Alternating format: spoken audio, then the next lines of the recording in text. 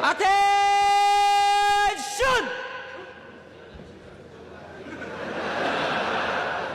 My name is Drill Sergeant Christopher Janong Kiko at kasama natin dito si Private EJ Florentino. Ngayong gabi, ituturo namin sa inyo ang 7 core values ng US Army ayon sa Army Doctrine Publication 622. Ito ay loyalty, duty, respect, selfless service, honor, integrity, at personal courage.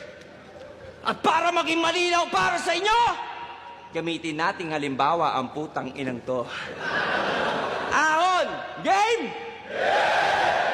Anong game? Wala kayo sa PisoNet, hindi tayo naglalaro. Magmula ngayon, pag meron akong tinanong, ang iisa lang ang sagot, kundi, sir, yes, sir. Do you understand?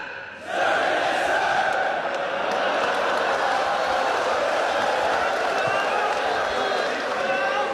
Okay, simulan na natin.